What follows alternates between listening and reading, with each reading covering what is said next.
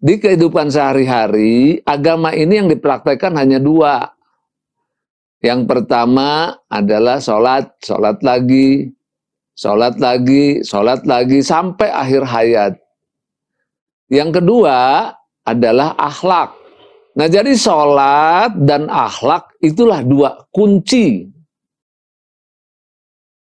Assalamualaikum warahmatullahi wabarakatuh. Bapak, Ibu, dan para sahabat semua, ya sebagaimana biasa saya selalu mengingatkan pentingnya kita melaksanakan sholat dengan khusyuk dan berakhlak mulia, karena memang bagaimanapun juga sholat khusyuk dan akhlak mulia itulah yang menjadi ukuran, ya menjadi ukuran di dalam pandangan Allah Ta'ala bagi orang-orang yang ingin hidupnya sukses, husnul khatimah, dan masuk surga. Kenapa demikian? Nah, karena di kehidupan sehari-hari, agama ini yang dipraktekkan hanya dua.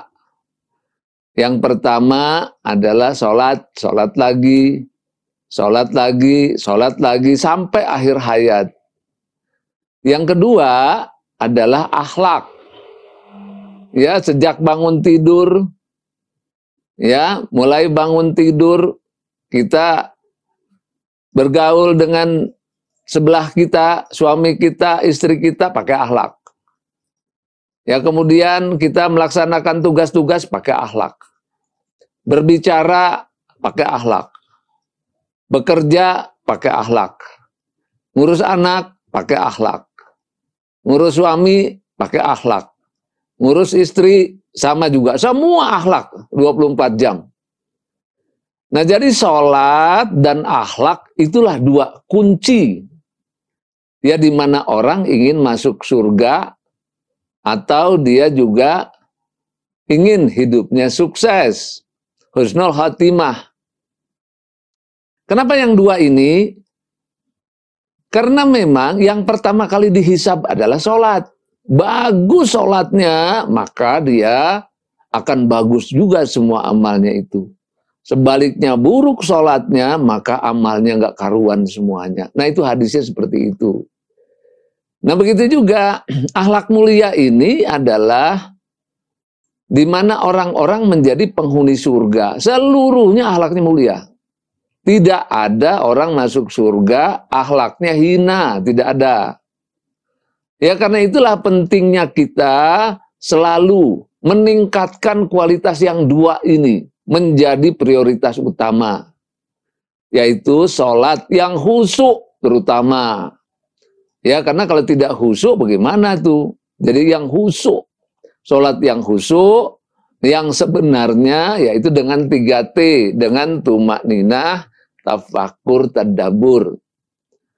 Nah, yang kedua dengan akhlak mulia. Akhlak mulia udah dijelaskan secara terperinci dalam poster berkaca diri dan poster kunci sukses. Nah, dua inilah yang dikerjakan setiap hari dengan sungguh-sungguh. Semakin hari semakin meningkat kualitasnya. Nah, tentu ada ilmu-ilmu yang lain sebagai alat penunjang. Nah, ini Bapak Ibu, ya. Ini paling tidak yang kita terus-menerus ya memberikan prioritas pada peningkatan kualitas sholat dan peningkatan kualitas akhlak. Sejak saat ini sampai akhir hayat. Kemudian kita kembangkan sama-sama dari generasi ke generasi. Nah, itulah kita akan mengusahakan supaya kita memperoleh pahala mengalir. Ya, kita kembangkan kepada teman-teman kita, kawan-kawan kita kembangkan kepada semua masyarakat sehingga kita memperoleh pahala mengalir. Nah, amal-amal kita yang bagus dan pahala mengalir, nah inilah yang sebagai perbendaharaan untuk kita memperoleh ampunan, rahmat, dan ridho Allah. Sehingga kita dikaruniai ya husnul khatimah dan masuk surga insya Allah yang tanpa hisab. Nah, ini semua dengan ampunan, rahmat, dan ridho Allah Ta'ala. Nah, mudah-mudahan kita terus bisa mengemban ya tugas-tugas pengabdian kepada Allah dengan meningkatkan yang dua ini. Ya Bapak Ibu, yang hari ini insya Allah kita mengambil tema-tema dalam rangka kita menanamkan akhlak mulia di dalam diri kita. Ya, yaitu kita bilang dalam terapi Qur'ani, ya karena memang Al-Quran itu adalah obat, as-sifa, obat, mengobati atau menterapi diri dengan Al-Quran. Nah, bagaimana caranya menterapi diri dengan Al-Quran? Ditanamkan Al-Quran itu ke dalam jiwa kita.